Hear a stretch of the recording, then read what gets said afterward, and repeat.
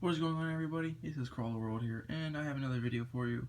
This video is going to be on the Bomber. This is the newest kit from Axial. For the packaging, it says ready to run RR10 Bomber 110 scale electric full drive. Now, this is a replica of a 110 scale King of the Hammers rig, I believe, except I think maybe the wheels maybe a little differently, but it looks scale, it looks unbelievable. Now, the electronics in here, except the the servo, is not stock. The receiver is the same, but the motor and ESC is not. That's because I do not like brushed, but it comes with a nice little 35 turn brushed motor, and they're semi-typical ESC now. They run, it is 3S capable. If I can get that focused at all. No, so unfortunately I can't. But I haven't ran this motor in ESC because I'm a speed person and I like wheel speed. Wheel speed is the rock bouncing motto. More wheel speed, more progression. So I threw in a very old or very worn out brushless motor in ESC from Invictus. It's basically the cheaper version of that, but from Horizon Hobby, I think it's called. But anyways, I ran it and this thing got about 45 minutes to an hour, and nothing broke.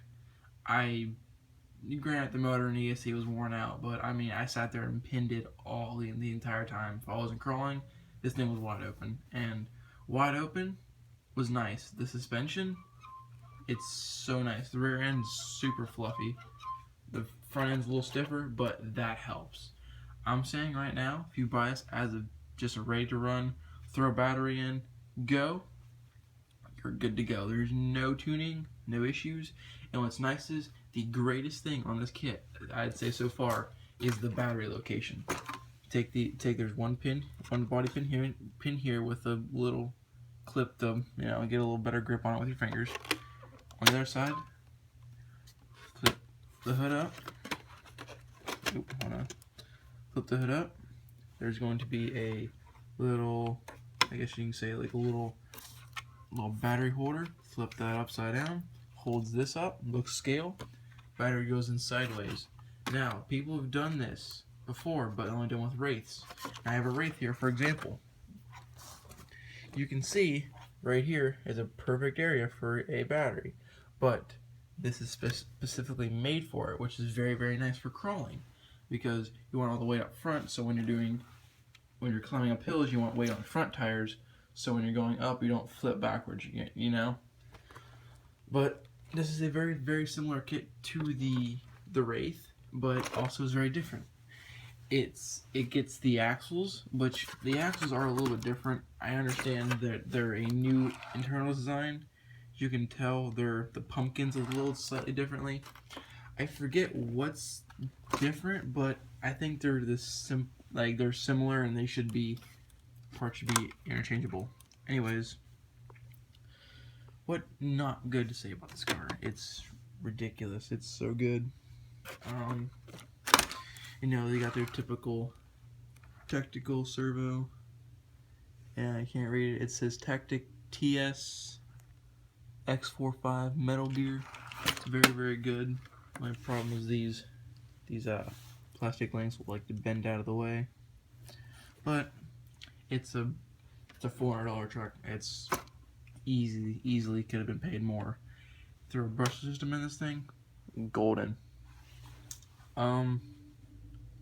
Like I said, I can't really say anything bad about it. The only thing is, it needs rear sway bars bad. Like it sways a little too much, in my opinion. If you're on a corner, if you're trying to go uphill, it likes to lean back on one of the wheels. So a simple sway bar from, I think, a Yeti kit would work, because this is basically a Yeti rear end. Because it's got the same trailing arms, different shocks. These are actually King shocks. The same thing as these icons, just different colored, No big deal. I'm pretty sure they're interchangeable. I wouldn't see why they'd go to a new shock design just for one truck, but it happens. I like to say the transmission is out of a Yeti, and it comes completely ready for brushless. Now, a lot of people have said that, but the transmission gears are metal. Yes, the idler and differential gears are metal, so that is bomb-proof. That was one thing I was worried about, putting a brushless system in this. Until I read in the package that it's all metal gears. So, good job, Axial. I'm proud of them for once they actually correctly put in metal gears. Now on the bottom, you see this very, very smooth plastic. I'm more impressed with the skid plate because of how well it's slid against rocks, and there's no problems at all. I mean, hard rock sliders and everything. No problems.